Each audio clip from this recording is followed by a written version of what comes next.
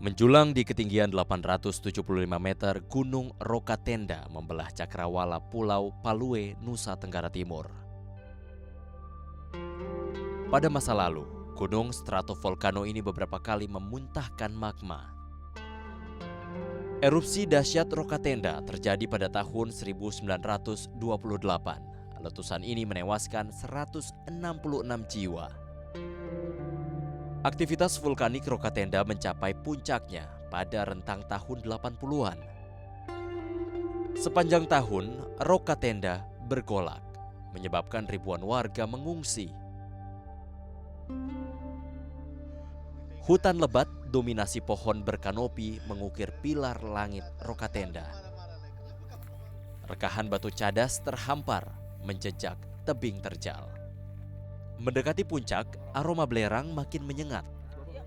Pertanda suhu bumi yang panas terdorong aktivitas magma.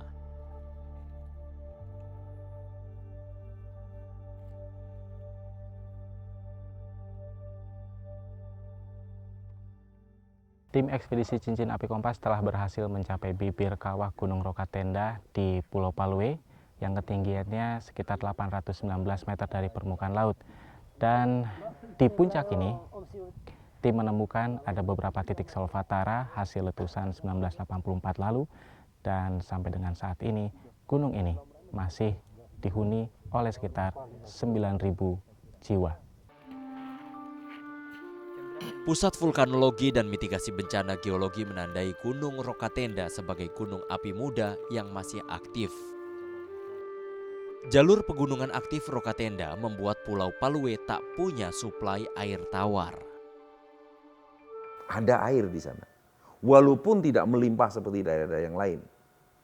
Tetapi Gunung Api Rokatenda itu memberikan sesuatu yang dibutuhkan manusia. Tapi orang Palue tak hilang akal. Warga desa Rokirole punya cara. Bonewasis berburu air dari uap panas yang terperangkap di perut bumi. Menyulingnya menjadi sumber air sehari-hari. Berbekal tongkat besi, Bonewasis mencari uap panas. Satu persatu besi dihujamkan ke tanah, mencari titik uap yang paling panas. Kali ini Bonewasis beruntung. Sumber uap panas baru sudah di depan mata. Titik didihnya mencapai 200 derajat Celcius.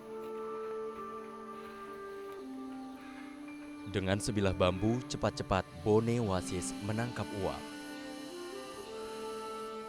Lalu bambu-bambu sepanjang 70 hingga 100 meter ini menjadi tiang pancang, menancap kuat ke sumber uap panas. Agar uap tak lari ke udara, liang tanah ditutup rapat-rapat.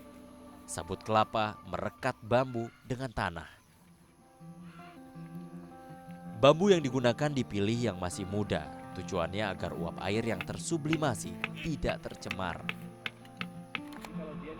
Tetes demi tetes air dihasilkan. Dalam semalam, warga bisa memanen 70 liter air tawar. Ada 4 sumber uap panas di desa ini. Tempat 1.400 penduduknya menggantungkan harapan.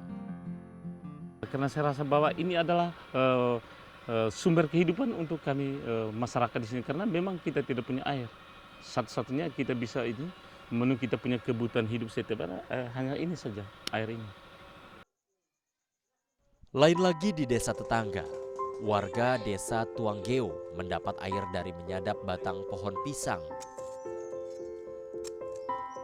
Dari lubang di batang pohon pisang inilah tetesan air didapat. Sumbernya dari akar pohon yang menyerap air tanah. Butuh 12 jam hingga tetesan air tawar dari batang pisang bisa ditampung. Hasilnya untuk kebutuhan konsumsi sehari-hari. Harapan kami di kecamatan kalau bisa mungkin di Palue ini buat juga seperti daerah lain yang penyulingan air laut menjadi air tawar. Tak ada rotan, akar pun jadi. Pepatah yang terbukti di tempat ini. Tak punya sumber air tawar tidak berarti hidup harus berhenti.